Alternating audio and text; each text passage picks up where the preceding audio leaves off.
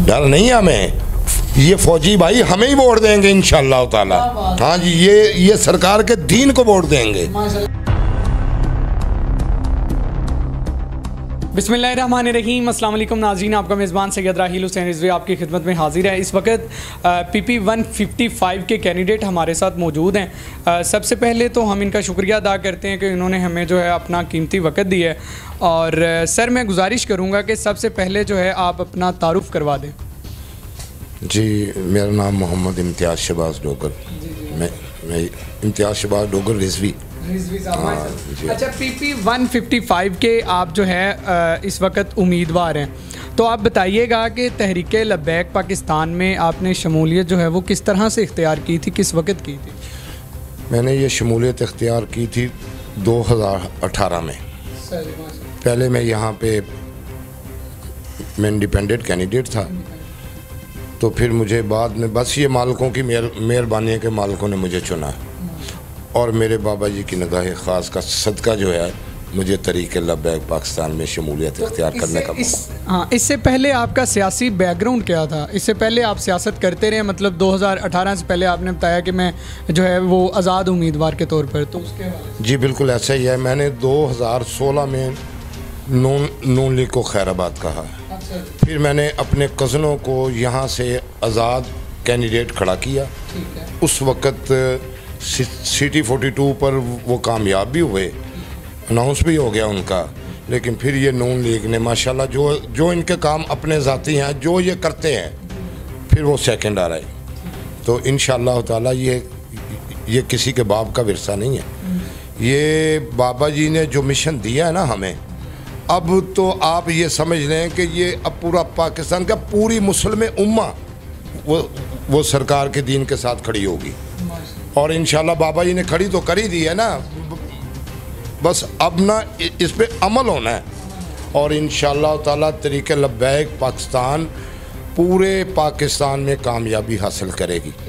बिलखसूस मेरी PP यहाँ से, ये वक़्त आने पर पता चलेगा कहाँ गई नून लीग और कहाँ गई PTI। ये बल्ले शल्ले ये सब भाग जाएंगे इंशाल्लाह। तो इतनी श्योरिटी आप किस तरह से ये बात कर रहे हैं कि मैं यहाँ से इंशाल्लाह ज़रूर विन करूँगा?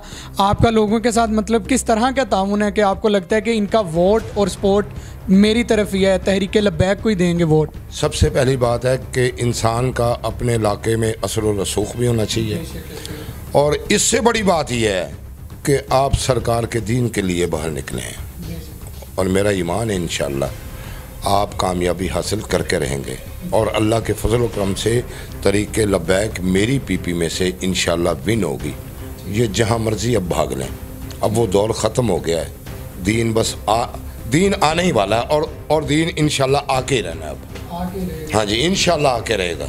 और इससे पहले मतलब अगर नून लीग का या पीपल्स पार्टी का यहाँ असर और रसूख था, तो अब वो समझें कि जो इलेक्शंस होने जा रहे हैं 2024 के, उसमें सर को आप क्लीन चिट करने वाले? इंशाअल्लाह सिलेक्शन ना हो, इलेक्शन होगा तो तहरीक लब्बैक पाकिस्तान ही कामयाब होगी। तो वैसे ख़बरें आ रही हैं कि सिलेक्शन होनी है, इलेक्शन तो वैसे हो रहे हैं लेकिन है सिलेक्शन ही। फिर क्या करेंगे आप? अगर आपके वोट जो हैं वो उन पर डाका डाल लिया जाता, फिर क्या करेंगे आप?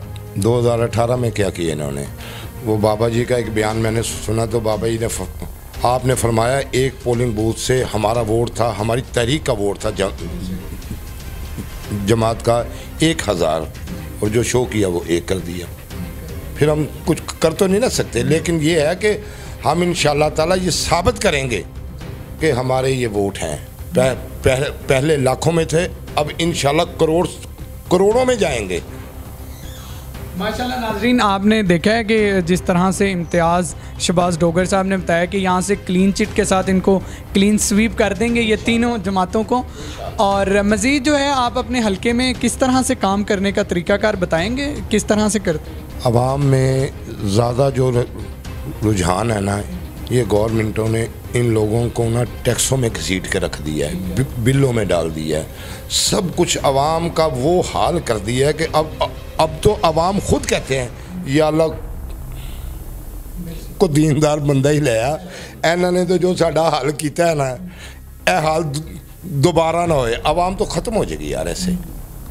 तो जिस तरह से पीटीआई वाले या नून लीग वाले इलेक्शंस आ रहे हैं, करीब आ रहे हैं, तो वो लालच देते हैं जी हम आपके रोड्स बनवा देंगे, गलियां नालियां बनवा देंगे, आप कौन सा लालच देंगे उनको?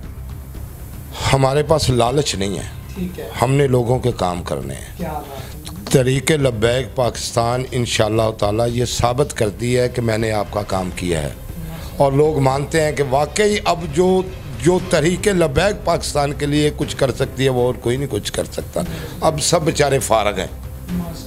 और ये बिल्कुल आपका कैंट के साथ जो है वो हल्का लगता है कि यहाँ पर आर्मी एरिया सारा, तो कभी आपको जो है वो ज़रा खौफ नहीं हुआ कि भाई मैं यहाँ पर काम करूँगा, और जिनको हम मुक्तदर कहते हैं और एस्टेब्लिशमेंट के नेम से जाना जाता है, तो एस्टेब्लिशमेंट बिल्कुल आपके साथ है, तो डर नहीं लगता आपको?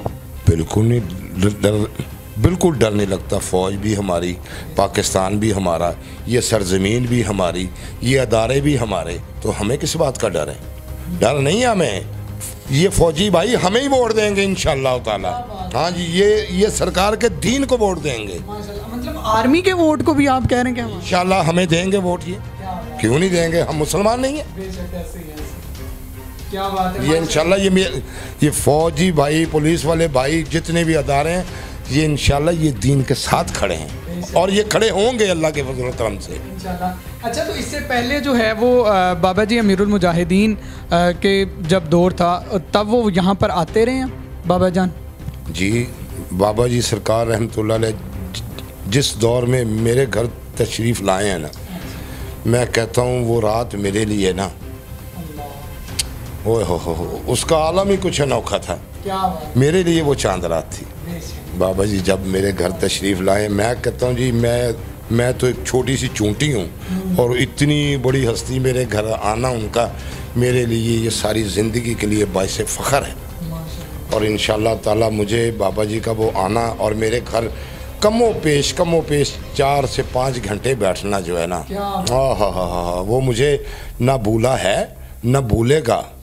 साता ज़िंदगी मुझे वो याद रहेगा कि बाबा जी कैसे आए, कैसे गाड़ी से बाहर उनको लेके आए, फिर ऊपर मेरे घर गए, फिर मुझे साथ बैठाया कि अच्छे बैठो बादशाह। वो लफ्ज़ ही नहीं बोलते बाबा जी के। अच्छा, प्यार से आपको बादशाह कहा करते?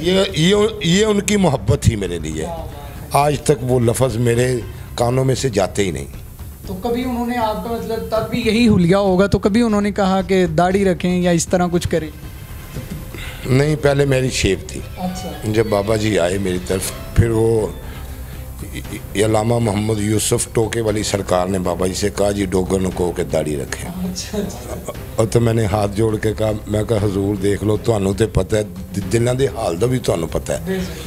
एक दफ़ा इससे पहले अल्लामा यूसुफ रिजवी साहब ने बाबा जी से आपसे फरमाया जी डोगन को दाढ़ी रखो। बाबा जी ने खुद फरमाया मेरे सामने कि यार डोगर नू हले ना कहो, मैनू पता डोगर ने दाढ़ी किदों रखनी है। यार जो अल्लाह के वली दिलों का हाल को इस हद तक जानते हैं, तो यार फिर वो तो बात ही कुछ। फिर उसके 1.5-2 साल बाद फिर बाबा जी को ये कहा गया जी, और तो मैंने फिर बाबा जी से मैं ऐसे खड़ा हो गया, मैं कहा बाबा जी सरकार आपको तो पता है। आपने फरमाया चलो यार इन्हां दी भी थोड़ी गल मान लो। तो फिर मैंने ये बाबा जी सरकार से कहा, मैंने कहा हजूर फिर ना कुछ अरसा के लिए मैं ख़त ही रखूँगा, बाद में मैंने कहा इंशाल्लाह बड़ी करेंगे दाढ़ी शरीफ को। हाँ, तो ये बाबा जी की अनायत है। मैंने उसके बाद कभी ब्लेड का सोचा भी नहीं लगवाने। हाँ, मैं ख़त करवाता हूँ जी, इंशाल्लाह दाढ़ी भी ज़रूर रखेंगे जी इंशाल्लाह। और माशाल्लाह नाजरीन, हमारे साथ इस वक्त गुफ्तगू कर रहे थे जनाब इम्तियाज़ शहबाज डोगर साहब, जो बिल्कुल कैंट एरिया के साथ ये इलाका है, और यहाँ से बड़े पुरजोश नज़र आ रहे हैं और बड़े पुरुम्मीद हैं कि आइंदा इलेक्शंस में इंशाअल्लाह ताला कामयाबी इनके कदम चूमेगी। और हमारी भी नेक तमन्नाएं और दुआएं इनके साथ हैं कि अल्लाह तबारक व तआला हमारे ये जो कैंडिडेट हैं PP 155 के, इनको कामयाब करे। अगर वीडियो पसंद आई है तो वीडियो को ज़रूर शेयर कीजिएगा लोगों के साथ, ताकि ज़्यादा से ज़्यादा लोगों को जो है वो अवेयरनेस भी हासिल हो इस हवाले से, और तहरीक लब्बैक पाकिस्तान के मंशूर को वो देखें, पढ़ें, और फिर अपना वोट और सपोर्ट सब कुछ तहरीक लब्बैक पाकिस्तान के लिए वो तहरीक लब्बैक पाकिस्तान के ही नाम कर दें। अपने मेज़बान सैयद राहील हुसैन रिजवी को इजाज़त दें। मिलेंगे किसी नई वीडियो में, तब तक के लिए खुदा हाफिज़।